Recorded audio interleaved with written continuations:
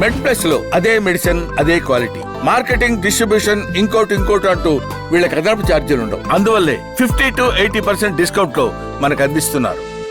So doctor గారు, ఇప్పుడు మనం కండరాల బలహీనత విషయానికి వద్దాము. ఈ మయస్థీనియా క్రైసిస్ మీ గురించి మీరు యాక్చువల్గా రీసెర్చ్ కూడా చాలా చేశారు. సో సాధారణంగా ఎవరికైనా కండరాల బలహీనత వచ్చిందంటే బలహీనత అని చెప్పేసి నిర్లక్ష్యం చేస్తారు. యాక్చువల్గా ఒక్కోసారి శ్వాస తీసుకోవడం కూడా కష్టమవుతుంది ఇందులో అని చెప్పేసి అనిపిస్తుంది.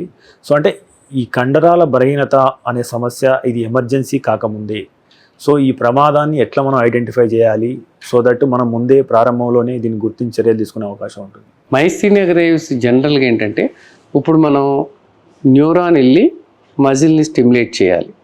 అంటే ఉదాహరణకి న్యూరాన్ అయితే కరెంటు వైర్ లాంటిది అయితే కనుక మజిల్ అనేది బల్బ్ లాంటిది. సో ఈ బల్బ్ అనేది ఎలగటానికి ఈ ఎలక్ట్రికల్ వైర్తో మనం స్విచ్ చేస్తే ఎలా కరెంట్ ఎలా పాస్ అవుతుందో అలా ఇక్కడ కూడా ఏంటంటే కనుక ఈ నర్వ్ని స్టిమ్యులేట్ అయినప్పుడు ఈ మజిల్ స్టిమ్యులేట్ అవుతుంది అన్నమాట.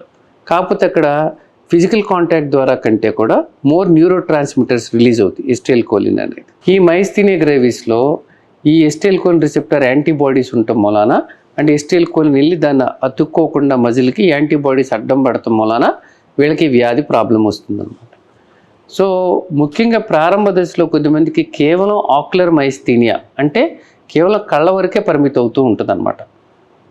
అంటే వీళ్ళకి కనురెప్పలు వాలిపోవటం, సాయంత్రం అయ్యేటప్పటికి రెప్పలు వాలిపోవటం జరుగుతూ ఉంటుంది. కొద్దిమందికి రెండుగా కూడా కనపడుతూ ఉంటాయి అన్నమాట. అదే జనరలైజ్డ్ మైస్థీనియాలో వీళ్ళకి ఒళ్ళంతా వీక్నెస్ లాగా ఉంటాం, వీళ్ళకి ఆక్యులర్ సిమ్టమ్స్తో పాటు ఇది ఉండొచ్చు, లేదంటే ఈ సిమ్టమ్స్ ప్రధానంగా కూడా ఉండొచ్చు.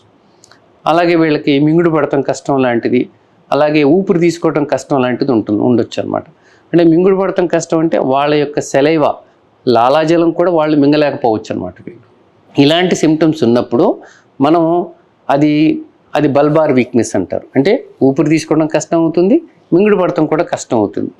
ఇలాంటి వ్యాధులు వేరే కూడా ఉండొచ్చు, కానీ మైస్థీనియా అయితే కనుక వాళ్ళకంటే సడన్గా రాదు, నిదానంగా వస్తూ ఉంటుంది. గత కొద్ది కాలంగా మాకు కళ్ళు వాలిపోతున్నాయి, రెండుగా కనపడుతుంది అని, లేకపోతే దాంతోపాటు నడుస్తుంటే ఆయాసం వస్తుంది, లేకపోతే మింగుడు పడటం కష్టంగా ఉంది, మా సెలవు కూడా మేము మింగలేకపోతున్నాం, ఇలాంటి సిమ్టమ్స్ చెప్పొచ్చు అనమాట.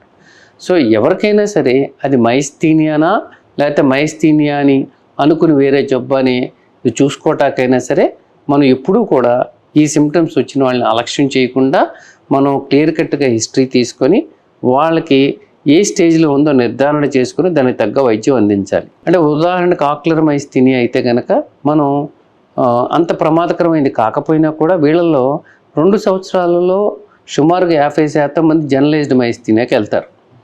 అందుకని కేవలం ఆక్యులర్ మైస్థీనియా ఉండి మనం దాన్ని మిస్ అవ్వకుండా ఉంటాకి మనం ఏం చేస్తాం, 3 ఇంపార్టెంట్ టెస్టులు చేస్తున్నాం జనరల్గా.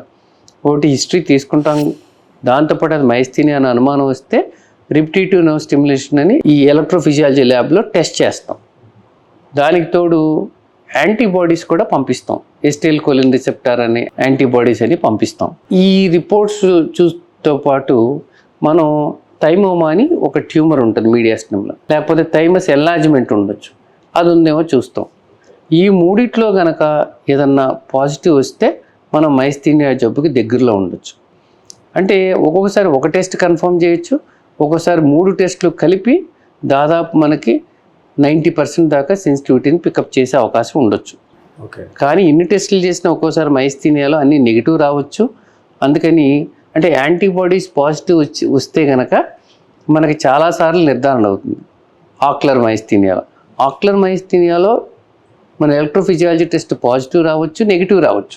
జనరలైజ్డ్ మైస్థీనియాలో అయితే కనుక మనకి ఈ test positive, electrophysiology test positive వచ్చే అవకాశం ఉండొచ్చు, మళ్ళీ యాంటీబాడీస్ పాజిటివ్ రావచ్చు, నెగిటివ్ రావచ్చు. సో థైమోమా అంటే థైమస్ ఎన్లార్జ్మెంట్ ఉండొచ్చు, ఉండకపోవచ్చు.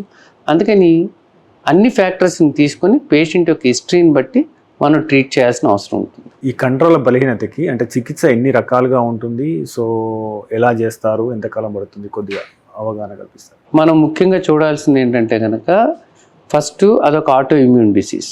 ఆటో ఇమ్యూన్ డిసీజ్ అంటే సింపుల్గా చెప్పాలంటే ప్రతి మనిషికి లోపల సైన్యం ఉంటుంది. అంటే శత్రువును వస్తే ఎదుర్కోవటానికి సైన్యం ఉంటుంది. ఆటో ఇమ్యూనిటీలో ఏమవుతుంది, మన డెవలప్ అయిన సైనికుడే మనకే ఎదురు తిరగచ్చు ఒక్కోసారి. దానికి కారణం బయట వచ్చిన శత్రువుకి లోపల ఉన్న బాడీని శత్రువుకి మిత్రువుకి డిఫరెన్స్ తెలవకపోవచ్చు యాంటీబాడీకి. అందుకనే మనం ఆటో ఇమ్యూనిటీ అంటాం. అంటే సెల్ఫ్ మన మీద మననే అటాక్ చేస్తుంది అనమాట.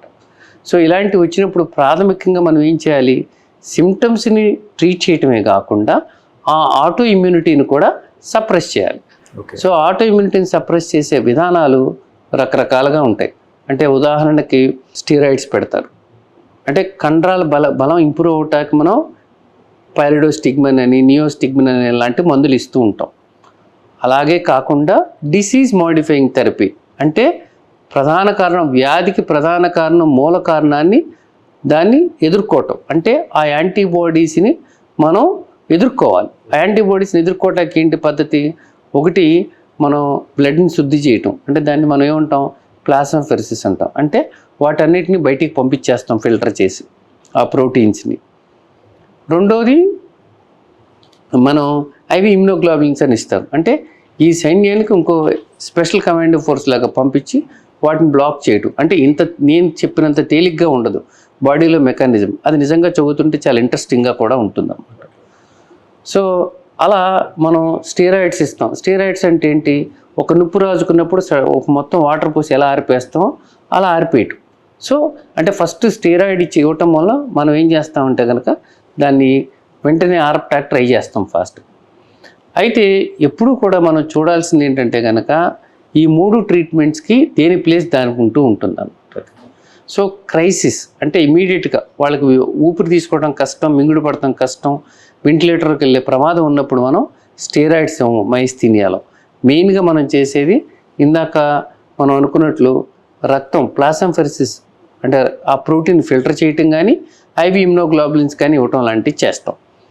నెక్స్ట్ ఏంటంటే కనుక డిసీజ్ మోడిఫైయింగ్ థెరపీ అంటే క్రైసిస్లో ఉన్నప్పుడు ట్రీట్మెంట్ కాకుండా పేషెంట్ స్టెబిలైజ్ అయిన తర్వాత మనం నెక్స్ట్ స్టీరాయిడ్స్ లో డోస్ ఇచ్చుకుంటూ పెంచుకుంటూ వెళ్ళటం, లేకపోతే ఒకసారి స్టీరాయిడ్ ఇవ్వటం అలాంటివి చేయటమే కాకుండా ఈ ఇమ్యూనిటీని దీర్ఘకాలికంగా సప్రెస్ చేయడానికి కొన్ని మందులు ఉంటాయి అన్నమాట.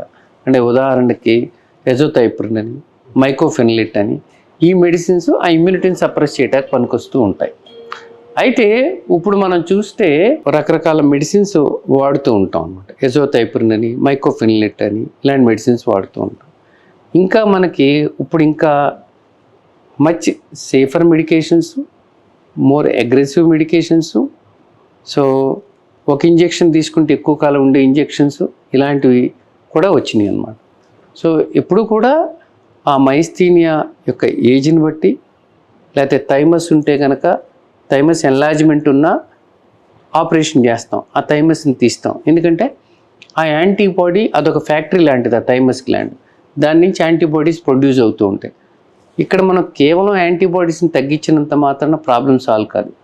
ఒకవేళ ఆ ఫ్యాక్టరీ ఎక్కడి నుంచి ఉత్పత్తి అవుతుంటే కనుక ఆ ఫ్యాక్టరీని కూడా మనం ధ్వంసం చేయాలి. అందుకని ఏం చేస్తారు, ఒకవేళ యాంటీబాడీస్ పాజిటివ్ వచ్చే టెస్ట్లో మనం ఈ సిటీ స్కాన్ చేస్తే కనుక ఈ సిటీ టెస్ట్లో థైమస్ గ్లాండ్ ఎన్లార్జ్మెంట్ ఉన్నా లేకపోతే ట్యూమర్ లాగా ఉన్నా దీన్ని ఆపరేషన్ చేయాలి. మనం చేసి ఇదొక ట్రీట్మెంటు, దానికి తోడు అక్యూట్లో ఉన్న ట్రీట్మెంట్ చేస్తారు.